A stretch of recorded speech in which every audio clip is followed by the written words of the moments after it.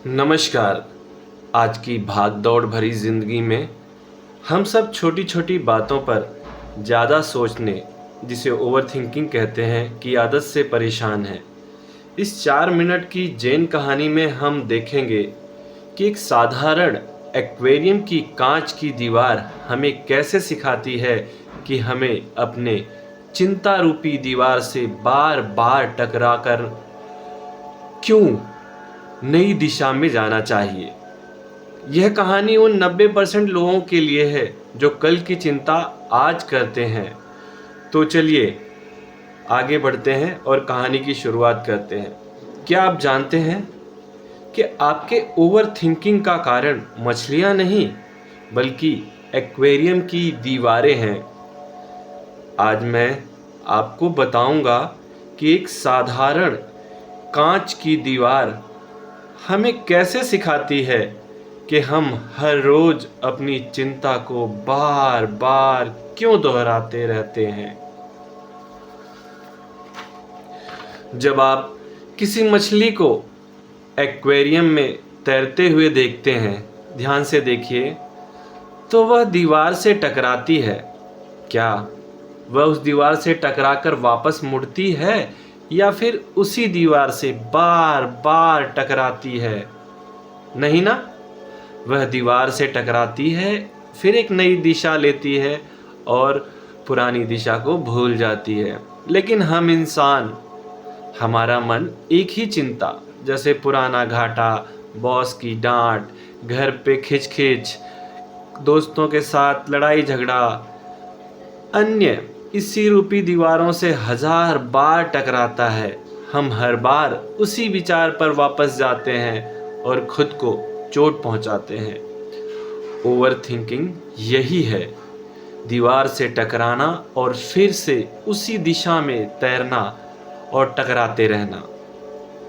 चलिए आगे बढ़ने की कला सीखते हैं। मछली हमें सिखाती है कि जिस विचार या चिंता ने हमें दर्द दिया है, उसे एक्वेरियम की दीवार मानिए।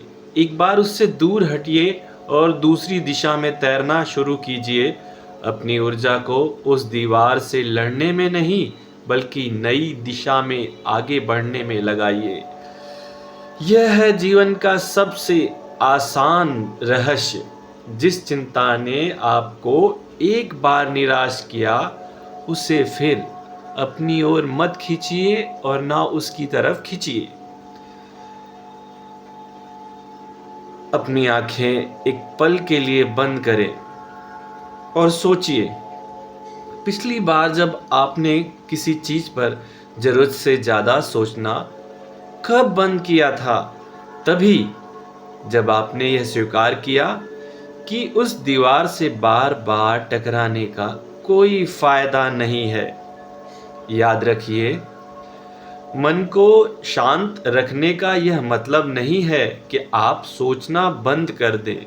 इसका मतलब है कि आप अपनी सोच को सही दिशा दें।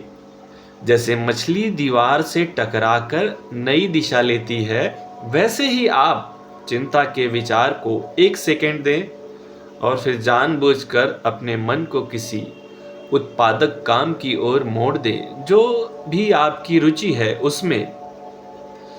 अगर आप आज से यह एक नियम अपना लें कि जिस विचार ने मुझे एक बार परेशान किया, मैं उसे दोबारा अपनी ऊर्जा नहीं दूंगा, तो आपका जीवन उस मछली जैसा हो जाएगा जो बिना लड़े अपने बहाव में तैरती है।